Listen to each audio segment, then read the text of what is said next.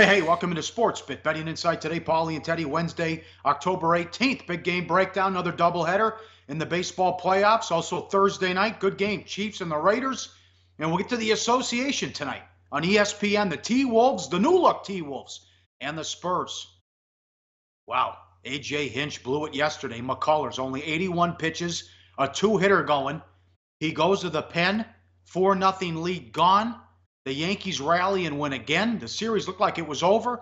It was going to be 3-1 Houston with Keuchel and Verlander ready to go. Yankees rally to win. 5-0 at home in the playoffs.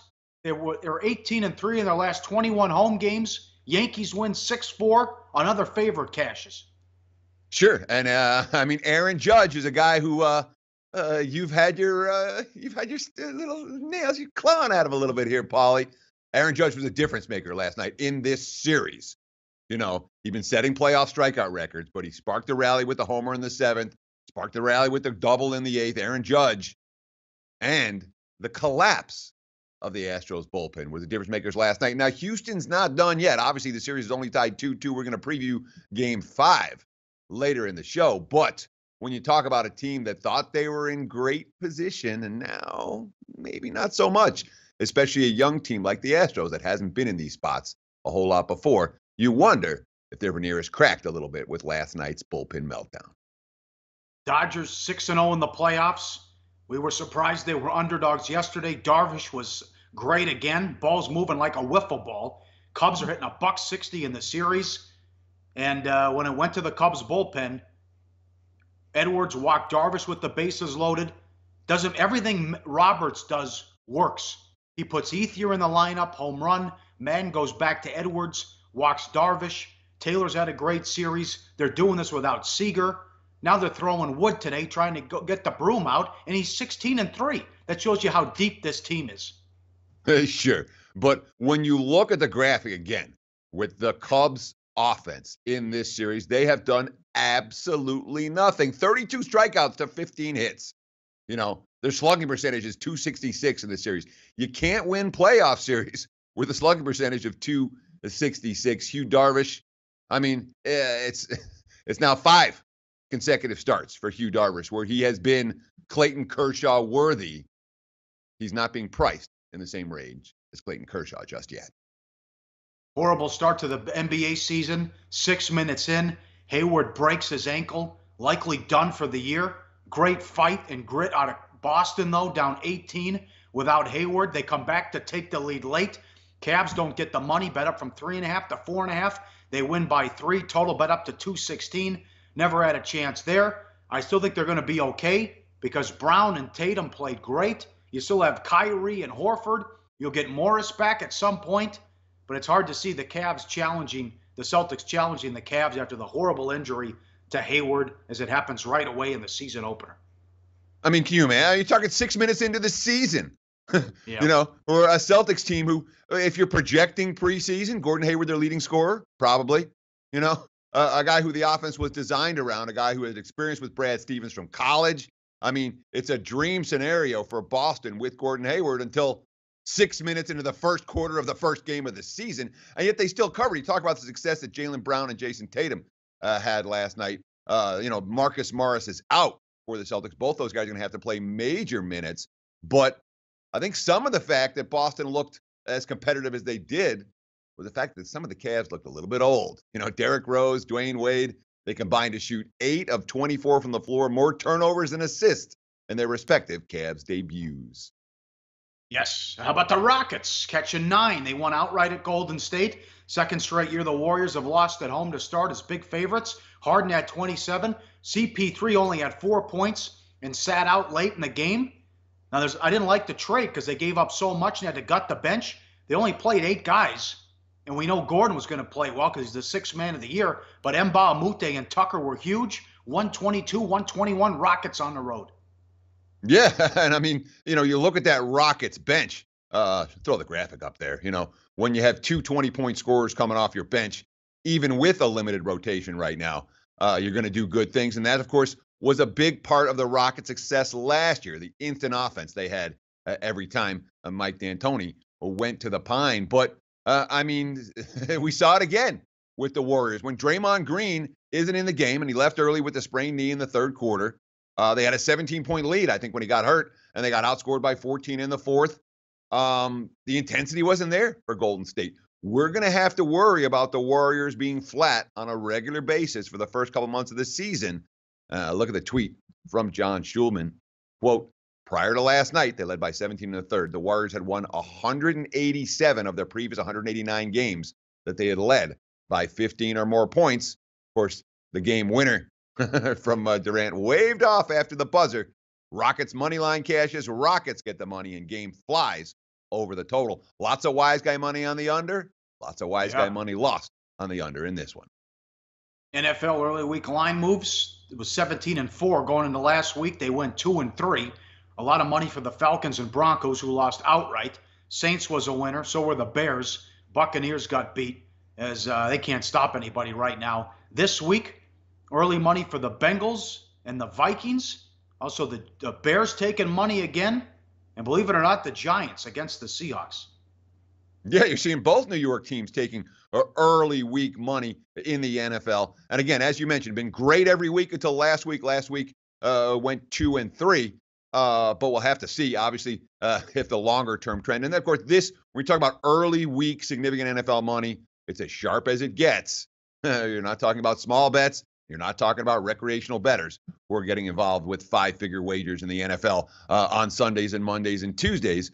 But certainly, when you're seeing both New York teams taking money, you're seeing the Bears taking money. The Falcons against the Patriots is one that surprised me a little bit. No surprise at all that we've seen the money come on Cincy. They're a hot team right now here in Vegas, and as well as against Baltimore, a team that a lot of bettors are looking to fade, and a team that the wise guys faded big time last week with profitable results.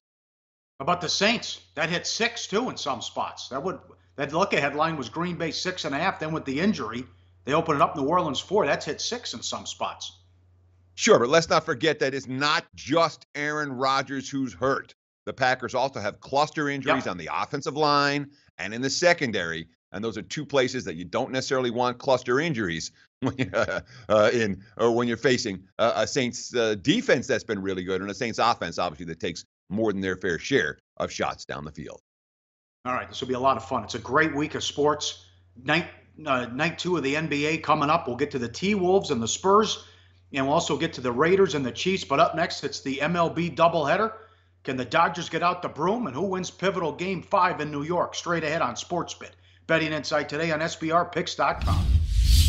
Go to SBROdds.com. Browse, compare, and shop live odds available at top online sportsbooks. Back on SportsBit, Betting Insight today. Time for Big Game Breakdown. Here comes 4 games rapid fire. Always sponsored and powered by BetOnline. Exceptional customer service, strong promotions, and every type of wager that we're looking for out there. Thanks to BetOnline, and Dave Mason's on every Tuesday. Dodgers 6-0 in the postseason. Try to get out the broom today against the Cubbies, 6 o'clock Pacific. It's Wood against Arrieta. The Cubs are favored. Can you believe it? $1.10, 9.5 the total. How good is this Dodger team and how deep? Here's a number 4 starter, Wood, 16-3 with a 2.72. Come on. They also lead the series 3-0, and Seager, arguably their best hitter, has been out for the series. But you worry about the layoff. Much like Sonny Gray, this is worse. Wood hasn't started since September 26th, although he's thrown 2 simulated games. Yeah, I mean, he was set for Game 4 against the D-backs, but Game 4 against the D-backs never happened. And you're certainly not going to sit any of the Dodgers' top 3 starters for anybody right now. So you have a guy who went 16-3 with a 2.72 ERA, who was the Dodgers' number 4 starter and hasn't played in their first 6 playoff games. That's insane. But at the top of the show, we flashed a graphic talking about how the Cubs offense hasn't hit at all in this series. And again, the numbers are shockingly bad for Chicago. 32 strikeouts compared to only 19 base runners in this series. They're hitting 160. And of course, that Dodgers bullpen has been ridiculous. It's been the difference in the series. So even if Wood isn't particularly sharp off the long layup, it's not like Dave Roberts doesn't have a whole lot of options that he can go to. Oh, that's the move, right? Make it a battle of the bullpens. If you get 5 out of Wood, that's fine. You go to Maeda and that terrific bullpen as well, and you see how bad that's been the difference in the series. Cubs bullpen in the playoffs, almost 8. Arrieta, gave up an unearned run against the Nationals last time out, but he had 5 walks and only lasted 4 innings with 90 pitches. This is the only 5 appearances since September, and it's 14 1/3 in his first 4, and 3 of them he had 21.9 pitches per inning or higher. So he struggled there in what could be his final start with the Cubbies. You've been riding the Dodgers. You got to be surprised they're dogs here again. No, I'm not surprised they're dogs. The markets do what the markets do, which is, in this instance, not give the Dodgers the respect for the team that they are. Look, Jake Arrieta's not any good right now. When you're talking about, 5 appearances since the beginning of September, the first 4, he was really struggling to last innings. The 5th, the 3 of them, he's at 22 pitches per inning or higher. Against the Nats, the wind's blowing in. He only lasts 4 innings.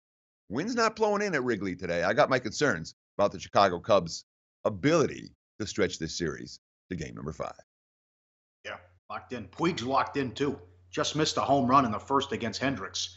Astros and Yankees. Doesn't get any better than this.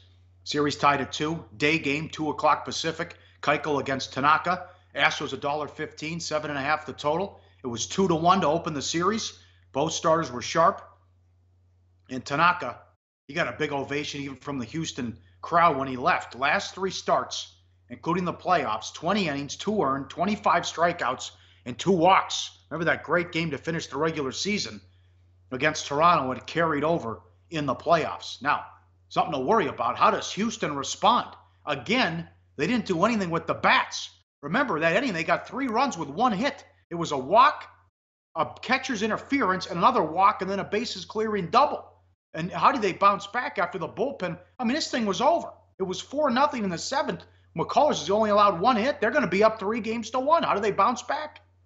And it's funny. We talk about how Dave Robertson made all the right moves. And remember, Roberts pulled Darvish early and went to the bullpen. He did. Of course, Hinch pulled McCullers early and it didn't work out quite as well for him, considering his bullpen's not as good. But we got a great quote here from Astros outfielder George Springer after the game last night, talking about how the team is likely to react. Quote, "This isn't an easy game.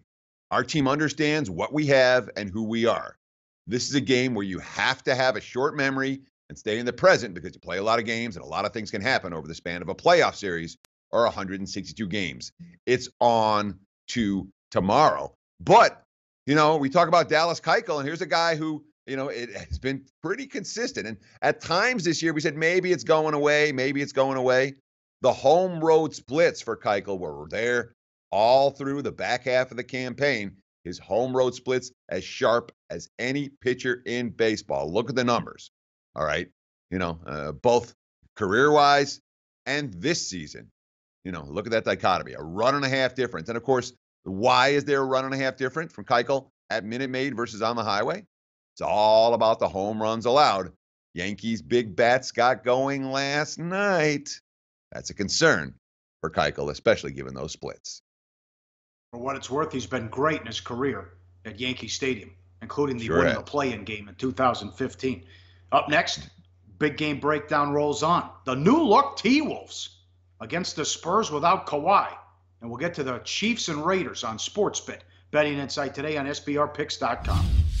Research before you bet. Be sure to check out SBR Picks for the best game predictions, breakdowns, and much, much more. Back on SportsBit, big game breakdown rolls on. Always sponsored and powered by BetOnline.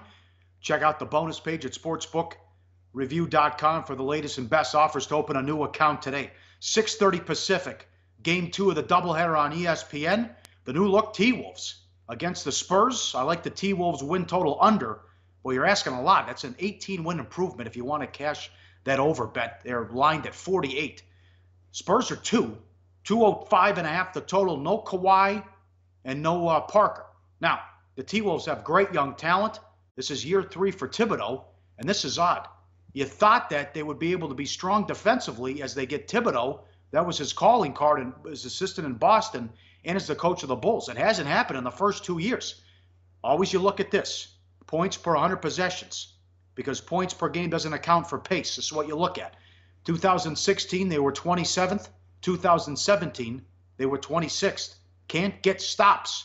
Now you add Butler, Gibson, and Teague, but you need a little help here from Towns and Wiggins. They also brought in Crawford, too. These three guys haven't played any defense.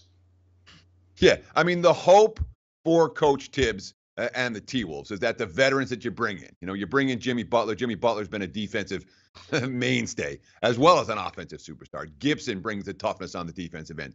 Jeff Teague brings the toughness on the defensive end because there hasn't been any of that for Minnesota throughout the Tom Thibodeau era so far. And you look at the graphics right here. Look at the real plus minus on defense for centers last year. Karl Anthony Towns dead last in the NBA. For shooting guards last year, Andre Wiggins, he was number 86 out of 87. And the number 87 defensive player in real plus minus was Jamal Crawford, who they acquired in the offseason. Now, Thibodeau talking about bringing in guys with experience who can help his young core. Quote, great players always figure out how to play off each other. And then they all share the responsibility to make plays, to make the game easier for others. They not only have the responsibility to play the best themselves, but to bring the best out of the team. If we want to win big, we're going to have to do the same thing. Read a lot of articles about how Jimmy Butler's leadership skills have affected the Minnesota Timberwolves so far in preseason action. Tonight, we'll see if that leadership steps up in a hostile road environment. Not a good offseason for the Spurs. They let Dedmon walk. They lost Simmons. They lost Lee. They re-signed Gasol and Aldridge. The Aldridge extension's odd. They'll probably trade him at some point. 3 for $72. Also, they brought in Rudy Gay, who stinks. Rudy Gay's a black hole, and every team he's left has improved after he's gone. That's a bad fit. I'm surprised. But if anyone can make it work, it's Popovich. In any event, as I mentioned earlier, no Leonard or Parker. And Leonard missed the entire preseason. So a lot of tweaking here. That could be an issue as well. I still think it's a high-scoring game when you look at these defensive numbers. And San Antonio will still be able to score. What do you think of the T-Wolves this year as they made a lot of great moves? Yeah, I mean, from a pace standpoint tonight, I wouldn't be shocked to see anything in this one. Neither team is really looking to push the tempo. So it's not one of these games where you can expect a frenetic pace running up and down the court. It doesn't look like that on paper for this one. It's certainly not the way that Tibbs wants to play. I'm bullish on the T-Wolves, but I think the markets are ahead of where I am with Minnesota. I understand this team's going to be better. I expect them to be better, but it's not about what we think. It's about what we think in relation to the point spread, in relation to the market value. And Minnesota is not a team that the betting markets are sleeping on. Very good. Last one, Thursday Night Football, Chiefs and Raiders. Good one. 2.5s are gone. They were there yesterday. Chiefs are 3, 46.5 on the road at Bet Online. Last year, they swept the Raiders, 21-13 at home, 26-10 on the road. And one of those wins, Andy Reid off a bye where his money. He's 4-0 straight up against Del Rio. What is going on with this Raider offense? This is a must-win for the Raiders. They lose this game, they're 2-5. Then they got to go to Buffalo. They play the Patriots in Mexico City. They have to go to Kansas City. They still have to play Denver again. Tough stretch coming up, too. Couldn't even beat the Chargers at home. They go from 12-4 last year to 2-4, and it's the offense. Who goes 12-4 and makes a change with the OC? Musgrave out, Downing the new OC. They got up to the 2-0 start. They've lost 4 in a row, and the offense has done shit. Well, when you look at the stats, the offense wasn't that great last year. Certainly in terms of yards per play differential. The offense was better last year. The defense was worse. But last year they go 12-4. They're minus 0.4 yards per play. They're plus 16 in turnovers, and they win every close game. This year, they're 2-4. They're minus 0.5 in yards per play differential. Not a huge difference, but they're minus 2 in turnovers. Carr hasn't been healthy, and lo and behold, they're not winning every close game like they did last year. I mean, Jack Del Rio got a ton of credit for all the bounces that went Oakland's way in 2016. One thing that Jack Del Rio has not had great success as a head coach in doing is stemming the tide when things start to go south. I don't like the quotes coming out of this Raider locker room. Here's Derek Carr, quote, details. Yeah. That's the frustrating thing. I'm not going to lie to you. I'm really frustrated. We work too hard for that kind of stuff to happen. It's myself and the whole offense included. We need to lock into every detail. That's the problem. There's nothing else. We're working hard, but we have to lock in on the details. Those are not, Pauly, the type of quotes you find from, A Bill Belichick No. coach team, an Andy Reid coach team, Jack Del Rio coach team. You're seeing quotes like this, and that to me is something concerning. Cooper can't get open. He's dropping the ball. They're not trying to establish the run with Lynch. The offensive line's been shaky, which is odd. They've won at Tennessee and then dropped 45 against the Jets, 10 points at Washington on Sunday night, 10 points at Denver. You had the manual game when they lost to Baltimore and then scored 16 at home in the loss against the Chargers. So definitely cause for concern there. The Chiefs, NFL's best offense, 4.6 yards per play, and strong special teams. But Steelers shut them down. And maybe that was the Kansas City team we all know and love where the Steelers have their number. But time of possession, Steelers controlled the clock. Bell had 179 yards on 32 carries. And KC had 26 yards in the first half before their rally fell short and lost at home. Yeah, and it's the second time that we've seen this Chiefs offense really struggle. We saw the same story in the game against the LA Chargers earlier in the season. They're able to survive that one. Weren't able to survive against the Steelers. Worth noting, they've lost 3 times since the beginning of 2016 against Pittsburgh.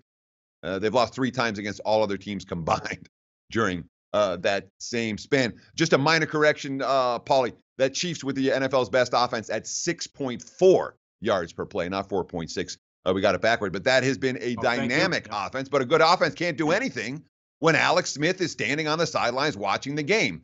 And when you look at that Kansas City rush defense, per game, number 27 in the NFL.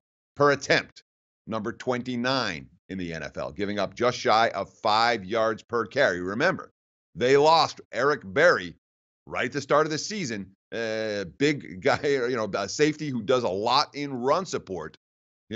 Kansas City, along with the LA Chargers, the only teams in the NFL that have allowed at least 100 rushing yards in every game. The good news for Kansas City is Oakland hasn't run the football particularly well. So that could work in their favor. But the battle here, and the key battle in my mind, is Marshawn Lynch going to get going here, or isn't he? Because that Raider offensive line hasn't exactly been blowing holes for Oakland's big bell horse back. And if they don't do it here, as you mentioned, I'm with you. At 2-5, Raiders can't win this one. Their season is over. All right, money time play of the day. Let's go back to the Chiefs. Andy Reid owns Del Rio. They swept them last year. They're in a foul mood after getting beat at home Sunday and all the quotes, 4-game losing streak. Raiders are a mess right now. Offense is broken. We'll lay the 3. 2.5 was available. Get nuts, buy it down. Why not? Betting number 301 in the Thursday night game as the Raiders. All kinds of issues right now. We'll take the Chiefs as well in this one. Strange that both teams were plus 16 in the turnover battle last year. All right, we're loaded Thursday. Hopefully we'll have a team in the World Series. We'll recap what happens in the association and also Major League Baseball playoffs. We'll do the 4 college games. We got Tom Herman as a dog again. 13 in a row against the spread. He's more than a touchdown. We'll get to all those college games coming up tomorrow. Thanks for watching SportsBit. Betting Insight today on SBRPicks.com.